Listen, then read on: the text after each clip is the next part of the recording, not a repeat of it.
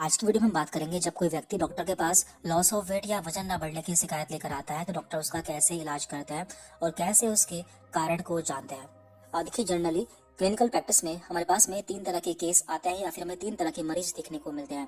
तो case number 1, एक mother complain करती है कि उसके स्कूल जाने वाले बच्चे का वजन लगातार कम हो रहा है पर उसकी हाइट बढ़ रही है। इसके बाद यहाँ पर केस नंबर 2, एक युवक या युवती जिसका अचानक से लाइफ स्टाइल चेंज हो जाने से, जैसे कि शहर बदलने से या फिर किसी और वजह से वजन कम हो गया है। और नंबर 3, किसी व्यक्ति का पिछले कुछ हफ्ते या महीने में उसका 10% बॉडी वेट कम हो गया है। तो यहाँ पर जो केस नंबर 1 है और केस नंबर 2 है उसमें कोई पैथोलॉजी या फिर कोई बीमारी नहीं है। तो यहाँ पे हमें मरीज को विश्वास दिलाना होता है कि आपका जो वजन कम हो रहा है उसके पीछे कोई पैथोलॉजी या फिर कोई बीमारी नहीं है, ये एक सामान्य वेट लॉस है। तो हम उन्हें सजेस्ट करते हैं कि अपनी डाइट को अच्छा रखें और साथ में कुछ मल्टीविटामिन और सिरप भी ऐड कर देते हैं। अब बात करते हैं केस नंबर 3 की। तो केस नंबर 3 में जो व्यक्ति है उसका वजन 10% या उससे ज्यादा कम हो गया है।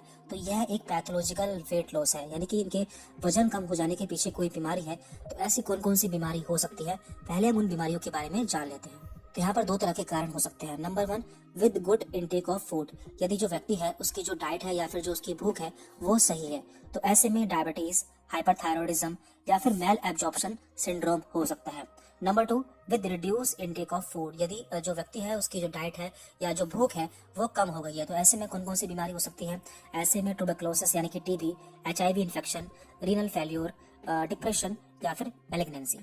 तो हम कैसे जानेंगे कि मरीज को कौन सी बीमारी है। तो उसे जानने के लिए हमें मरीज से कुछ क्वेश्चन पूछने होते हैं और उसके बाद कुछ टेस्ट कराने होते हैं। तो number 1, if the food intake is good. यदि मरीज को भूख सही लग रही है या फिर वो सही से खा रहा है। तो सबसे पहले हम पूछते हैं पॉलीडिप्सिया, पॉलीफेजिया एंड पॉलीयूरिया। क्या आपको ज्यादा प्यास, ज्यादा भूख या ज्यादा पेशाब तो नहीं आ रहा है। यदि मरीज हाँ बोलता है तो उसे डायबिटीज हो सकता है। तो ऐसे में हम उसका डायबिटीज टेस्ट या फिर शुगर टेस्ट करा सकते हैं। नंबर 2, यदि मरीज को टैकीकार्डिया और ट्रेमर्स यानी कि मरीज की जो दिल की धड़कन है वो तेज हो गई है और साथ में उसे कंपन भी होता है, तो ऐसे में हमें उसका हाइपरथायरॉयडिज्म टेस्ट कराना चाहिए, क्योंकि हाइपोथायरॉयडिज्म में ये लक्षण देखने को मिलते हैं। उसके लिए हम थायराइड फंक्शन टेस्ट करा सकते हैं। Number 3, recurrent loose motion. क्या आपको बार बार दस्त हो रहे हैं या आपका पेट खराब रहता है, तो ऐसे में मरीज को मेल एब्जॉर्प्शन हो सकता है। तो इसके लिए हम स्टूल एग्जामिनेशन या मल का एग्जामिनेशन करा सकते हैं।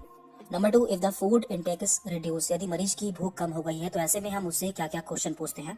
Number 1, prolonged cough, fever and cervical lymph node. हम पूछते हैं कि आपको लंबे समय से खांसी तो नहीं है, उसके साथ में बुखार तो नहीं है, और जो गले में लिम्फ नोड पाया जाता है उसमें स्वेलिंग या फिर सूजन तो नहीं है।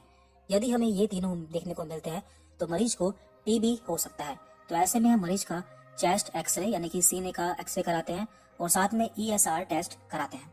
यदि हमें ये सिम्टम दिखने को नहीं मिलते तो फिर हम पूछते हैं कि आपको हेमेप्टाइटिस, हेमेप्टोमेसिस या फिर ब्लीडिंग कम तो नहीं है। मींस आपको खांसते समय आपके मुंह से खून तो नहीं आता, आपको खून की उल्टी तो नहीं होती या फिर आपके मसूड़ों से खून तो नहीं आता। यदि हमें ये लक्षण देखने को मिलते हैं तो ये कैंसर हो सकता है। तो ऐसे में हम मरीज को किसी स्पेशलिस्ट के पास रेफर कर देते हैं।